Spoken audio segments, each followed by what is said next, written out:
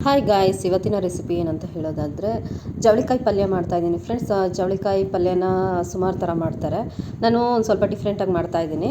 ವೀಡಿಯೋನ ಸ್ಕಿಪ್ ಮಾಡಿದ್ರೆ ಪೂರ್ತಿ ವೀಡಿಯೋ ನೋಡಿ ಯಾವ ರೀತಿ ಮಾಡ್ತೀನಿ ಅಂತ ನೀವು ನೋಡ್ಬೋದು.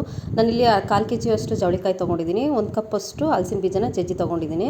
ಅದಕ್ಕೆ ಒಗ್ಗರಣೆಗೆ ಈರುಳ್ಳಿ, ಹಸಿಮೆಣಸಿನಕಾಯಿ, ಟೊಮೊಟೊ, ಕೊತ್ತಂಬರಿ ಸೊಪ್ಪು, ಸ್ವಲ್ಪ ಎಣ್ಣೆ ತೊಗೊಂಡಿದ್ದೀನಿ ಫ್ರೆಂಡ್ಸ್. ತುಂಬ ರುಚಿಯಾಗಿರುತ್ತೆ. ವೀಡಿಯೋನ ಸ್ಕಿಪ್ ಮಾಡಿದ್ರೆ ಪೂರ್ತಿ ವೀಡಿಯೋ ನೋಡಿ ಅಂತ ಹೇಳ್ತಾ, ಯಾರೆಲ್ಲ ನಾನು ಹೊಸದಾಗಿ ವೀಡಿಯೋ ನೋಡ್ತಾ ಇದ್ದೀರಾ ಪ್ಲೀಸ್ ನನ್ನ ಚಾನಲ್ನ ಸಬ್ಸ್ಕ್ರೈಬ್ ಮಾಡ್ಕೊಂಡು ಪಕ್ಕದಲ್ಲೇ ಇರೋ ಮಾಡಿ ಅಂತ ಹೇಳ್ತಾ, ಫಸ್ಟಲ್ಲಿ ನಾನು ಗ್ಯಾಸ್ ಸ್ಟವ್ ಮೇಲೆ ಒಂದು ಕುಕ್ಕರ್ ಇಡ್ತಾ ಇದ್ದೀನಿ. 2 ಸ್ಪೂನು ಆಯಿಲ್ ಹಾಕ್ತಾ ಇದ್ದೀನಿ. 1/4 ಟೀ ಸ್ಪೂನು ಸಾಸಿವೆ, 1/4 ಟೀ ಸ್ಪೂನ್ ಜೀರಿಗೆ ಹಾಕ್ಬಿಟ್ಟು ನಾನು ಏನು ಹೆಚ್ಚಿರೋ ಹಸಿಮೆಣಸಿನಕಾಯಿ, ಈರುಳ್ಳಿನ ಹಾಕಿ ಸ್ವಲ್ಪ ಫ್ರೈ ಮಾಡ್ಕೋಬೇಕು ಫ್ರೆಂಡ್ಸ್. ಫ್ರೈ ಆದಮೇಲೆ ಸ್ವಲ್ಪ ಸಾಲ್ಟ್ ಹಾಕ್ಬಿಟ್ಟು ಚೆನ್ನಾಗಿ ಫ್ರೈ ಮಾಡಬೇಕು. ಫ್ರೈ ಎಲ್ಲ ಇದರಲ್ಲೂ ಗೋರಿಕಾಯಿ ಪಲ್ಯ, ಇದಕ್ಕೆ ಜವಳಿಕಾಯಿಗೆ ಗೋರಿಕಾಯಿ ಅಂತ ಹೇಳ್ತಾರೆ. ನಾವೆಲ್ಲ ಜವಳಿಕಾಯಿ ಅಂತಲೇ ಹೇಳೋದು ಫ್ರೆಂಡ್ಸ್. ತುಂಬ ರುಚಿಯಾಗಿರುತ್ತೆ ಜವಳಿಕಾಯಿ ಪಲ್ಯ. ಇದಕ್ಕೆ ಮತ್ತು ಇನ್ನೊಂದು ಪೌಡ್ರ್ ಹಾಕ್ಬಿಟ್ಟು ಮಾಡ್ತಾರೆ, ಮರೇಳು ಪೌಡ್ರ್ ಹಾಕ್ಬಿಟ್ಟು ಮಾಡ್ತಾರೆ, ಅದು ತುಂಬ ಚೆನ್ನಾಗಿರುತ್ತೆ.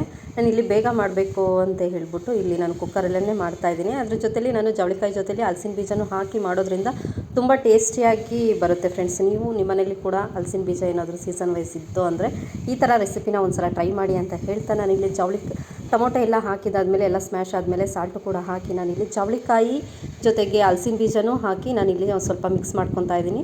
ಸ್ವಲ್ಪ ಅರಿಶಿನ ಹಾಕಿ ನೀರು ಹಾಕ್ಬಿಟ್ಟು ಚೆನ್ನಾಗಿ ಮಿಕ್ಸ್ ಮಾಡಿ ಒಂದು 2ರಿಂದ 3 ವಿಷಲ್ ಹೊಡೆಸ್ಕೊಂಡ್ರೆ ಪಲ್ಯ ತುಂಬ ಅಂದರೆ ಜವಳಿಕಾಯಿ ಎಲ್ಲ ಚೆನ್ನಾಗಿ ಬೆಂದಿರುತ್ತೆ ಫ್ರೆಂಡ್ಸ್. ಪಾತ್ರೆಯಲ್ಲೂ ಕೂಡ ಮಾಡ್ಬೋದು, ಅಂದರೆ ತುಂಬ ಟೈಮ್ ಹಿಡಿಯುತ್ತೆ ಅಂತ ಹೇಳ್ಬಿಟ್ಟು ನಾನಿಲ್ಲಿ ಕುಕ್ಕರಲ್ಲೇ ಮಾಡ್ತಾಯಿದ್ದೀನಿ.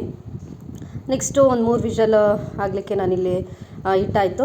ಈಗ ಒಂದು ಮಿಕ್ಸಿ ಜಾರಿಗೆ ಒಂದು ಪೌಡ್ರ್ ರೆಡಿ ಮಾಡ್ಕೋಬೇಕು ಅದಕ್ಕೆ. ಹಾಗಾಗಿ ಒಂದು ಮಿಕ್ಸಿ ಜಾರಿಗೆ ಸ್ವಲ್ಪ ಒಣಕೊಬ್ಬರಿ ಹಾಕ್ತಾಯಿದ್ದೀನಿ, ಜೊತೆಗೆ ಕರಿಬೇವು ಸೊಪ್ಪು, 1 ಸ್ಪೂನು ಜೀರಿಗೆ, ಸ್ವಲ್ಪ ಬೆಳ್ಳುಳ್ಳಿ ಹಾಕಿ ನಾನಿಲ್ಲಿ ತರಿಯಾಗಿ ಗ್ರೈಂಡ್ ಮಾಡ್ಕೊಂಡಿದ್ದೀನಿ ಫ್ರೆಂಡ್ಸ್. ಇದನ್ನು ಹಾಕಿ ನಾವು ಪಲ್ಯ ಮಾಡೋದ್ರಿಂದನೂ ಅಷ್ಟೇ ಘಮ ತುಂಬಾ ಚೆನ್ನಾಗಿರುತ್ತೆ. ಏಕೆಂದರೆ ಒಣಕೊಬ್ಬರಿ ಅದ್ರ ಜೊತೆಲಿ ಕರಿಬೇವು, ಜೀರಿಗೆ ಎಲ್ಲ ಹಾಕಿರೋದ್ರಿಂದ ಟೇಸ್ಟ್ ಒಂಥರ ಡಿಫ್ರೆಂಟಾಗಿ ಬರುತ್ತೆ. ನೀವು ಕೂಡ ಈ ಥರ ರೆಸಿಪಿ ಟ್ರೈ ಮಾಡಿಲ್ಲ ಅಂದರೆ ಪ್ಲೀಸ್ ಟ್ರೈ ಮಾಡಿ ಅಂತ ಹೇಳ್ತಾ 3 ವಿಷಲ್ ಆದಮೇಲೆ ನಾನಿಲ್ಲಿ ಹಲಸಿನ ಬೀಜ, ಜವಳಿಕಾಯಿ ಎಲ್ಲ ತುಂಬ ಚೆನ್ನಾಗಿ ಬೆಂದಿದೆ ಫ್ರೆಂಡ್ಸ್. ಒಂದು ಸಲ ಮಿಕ್ಸ್ ಮಾಡಿಬಿಟ್ಟು ನಾನಿಲ್ಲಿ ಗ್ಯಾಸ್ ಸ್ಟವ್ ಮತ್ತೆ ಆನ್ ಮಾಡಿ ಇನ್ನೊಂದು ಸ್ವಲ್ಪ ನಾನು ಕುದಿಲಿಕ್ಕೆ ಬಿಡ್ತಾಯಿದ್ದೀನಿ. ಇನ್ನೊಂದು ವಿಷಯ ಏನು ಅಂತ ಹೇಳೋದಾದರೆ, ನಾವು ಯಾವುದೇ ಪಲ್ಯಕ್ಕಾದ್ರೂ ಮನೆಯಲ್ಲಿ ಇತ್ತು ಅಂದರೆ ನೀವು ಹಾಕ್ಕೊಳ್ಳಿ. ಹಲಸಿನ ಬೀಜ ಹಾಕಿ ಮಾಡೋದ್ರಿಂದ ತುಂಬ ಮಂದವಾಗಿ ಬರುತ್ತೆ ಪಲ್ಯ. ಚಪಾತಿ ಜೊತೆಗೆಲ್ಲ ತಿನ್ನಲಿಕ್ಕೆ ತುಂಬ ಚೆನ್ನಾಗಿರುತ್ತೆ. ನೆಕ್ಸ್ಟ್ ಎಲ್ಲ ಮಿಕ್ಸ್ ಮಾಡಿದಾದ್ಮೇಲೆ ಚೆನ್ನಾಗೆಲ್ಲ ಮಿಕ್ಸ್ ಮಾಡಿ 1/4 ಟೇಬಲ್ ಸ್ಪೂನು ಖಾರದ ಪುಡಿ, 1/4 ಟೇಬಲ್ ಸ್ಪೂನ್ ಧನಿಯಾ ಪೌಡರ್ ಹಾಕ್ಬಿಟ್ಟು ನಾನಿಲ್ಲಿ ಏನು ರುಬ್ಬಿಟ್ಕೊಂಡಿದ್ದೀನಿ ಪೌಡರ್ ರೆಡಿ ಮಾಡ್ಕೊಂಡಿದ್ನಲ್ಲ ಆ ಪೌಡರನ್ನು ಕೂಡ ಹಾಕ್ಬಿಟ್ಟು ನಾನಿಲ್ಲಿ ಚೆನ್ನಾಗಿ ಮಿಕ್ಸ್ ಮಾಡ್ತಾಯಿದ್ದೀನಿ ಫ್ರೆಂಡ್ಸ್. ಮಿಕ್ಸ್ ಮಾಡಿ ಒಂದು 2ರಿಂದ 3 ನಿಮಿಷ ಕುದಿಲಿಕ್ಕೆ ಬಿಡಬೇಕು. ಅಂದರೆ ಅದು ಫ್ಲೇವರ್ ಎಲ್ಲ ಚೆನ್ನಾಗಿ ಪಲ್ಯಕ್ಕೆ, ಜವಳಿಕಾಯಿಗೆಲ್ಲ ಸೆಟ್ ಆಗಬೇಕು. ಹಾಗಾಗಿ ನಾನಿಲ್ಲಿ ಒಂದು ಸ್ವಲ್ಪ ನೀರು ಹಾಕ್ಬಿಟ್ಟು ನಾನಿಲ್ಲಿ ಚೆನ್ನಾಗಿ ಮಿಕ್ಸ್ ಮಾಡ್ತಾಯಿದ್ದೀನಿ.